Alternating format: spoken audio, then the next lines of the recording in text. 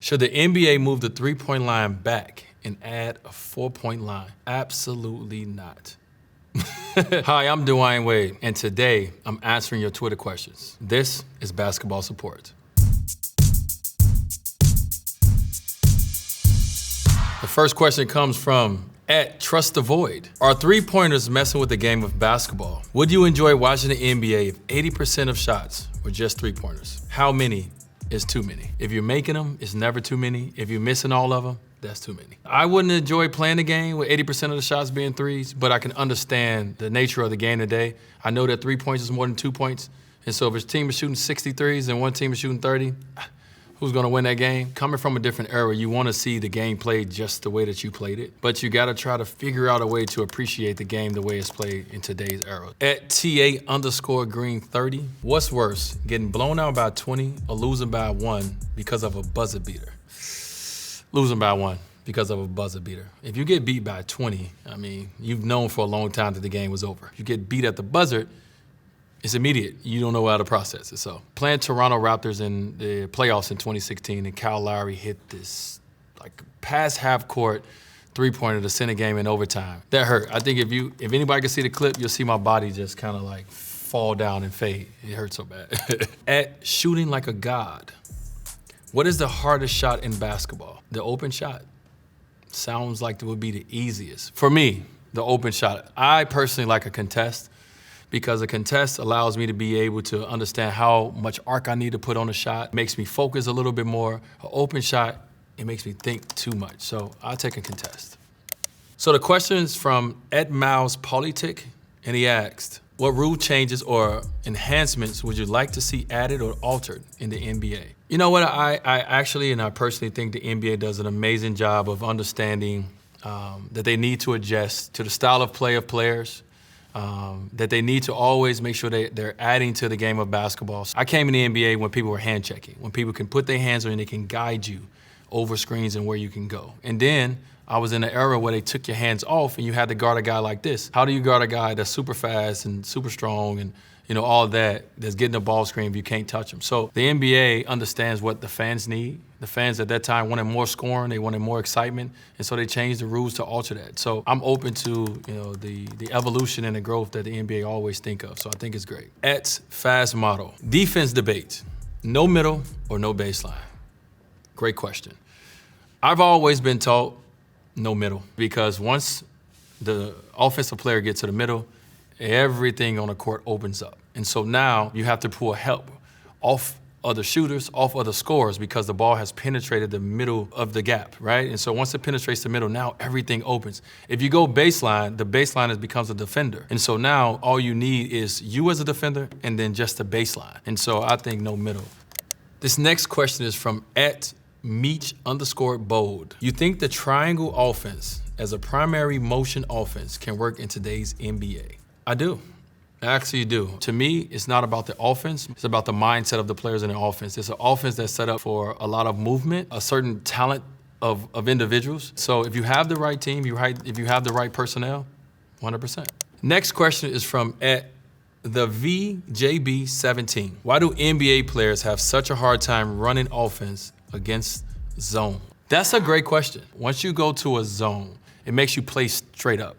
Most of the game, you in attack mode if you have the ball off a pick and roll, or if you catch it on the wing, you in attack mode. Something about the zone that puts you around the perimeter and it makes you catch the ball straight up. And so first thing you're gonna do, besides pass fake, is try to figure out a way to pass the ball to someone else. It's not set up for you to be in attack mode. Any player that it figures out that you can still stay in attack mode, you can still run your regular offense through a zone, are the best offensive teams in the game. @Gabby_Roma. Guys, question mark, how do you break someone's ankle in basketball? It's having the ability to be able to shift your body quick enough, stopping on a dime like this while the defender is trying to cut your move off, and be able to bring it back or stop on a dime, and the defender now is trying to recover, and maybe they slide or maybe they fall or maybe they trip over their own feet. @Fabio11. Is there any traveling calls in the modern NBA? I don't think so. As a fan watching the game just like you, Fabio, I never see a traveling call. You can call travel on almost every play. And once the NBA has allowed an extra few steps, it becomes hard to even call travel. So I would say if you're a veteran in the NBA, you don't get travels called. If you're a rookie in the NBA, you're gonna hear that whistle a lot. Next question is from @mfort_13. Should the NBA move the three-point line back and add a 4-point line? Absolutely not. I don't think so. You know, maybe you have to ask guys who are shooting these threes. I wasn't really a three-point shooter, but I do think it's incredible that guys are coming past half court shooting the ball like it's a layup. But the court is the same size. The rim is the same height. Like certain things is just the same. When you're trying to match guys and say this guy is the greatest and this guy is the greatest, how do you do that when you put a 4-point line, or eventually if you put a 5-point line, and then now it doesn't make it an even playing field from the standpoint of stacking up, you know, the talent in each generation. The next question comes from @ClayDade. Who's the best player to never win an NBA MVP regular season? He says, I say Dwyane Wade. I don't know all the guys who have not won an NBA regular season MVP. So, Clay, I'm gonna go with you. That guy, Dwyane Wade. Next question comes from @Hatfield Annie. She's never gotten a satisfactory answer to why the Harlem Globetrotters don't play in the NBA. So I'd like to say this. It's a lot of basketball players who are very, very good. To make it to the NBA, the level of greatness you have to be, the level of a teammate you have to be is different. The Harlem Globetrotters and guys who play in the playground, they're more individual players. You know, the NBA really focus on the team aspect and not having 5 guys who are individually great, maybe having 1, 2, and 3 at max, but you have to play roles. It's hard to learn how to play a role even though you're talented in the game of basketball. Next question from @Waldy_2000. How do I hit clutch free throws? It's something about that free throw line when you're up there by yourself and everyone's watching you. It's the only time where everything stops. I always try to visualize the moment. If I miss certain free throws in practice, I would make myself run for it. And I don't like running. So when I get to the line, I'm gonna focus more. And so when I got to the game, I was able to focus more because I know that I didn't like, you know, missing free throws, you know, kind of as I practice and try to get to that point. Next question is from @DaneSNZ, which is season_. What NBA player has the best nickname of all time? It's a lot of guys. The first one comes to mind is Paul Pierce, the truth.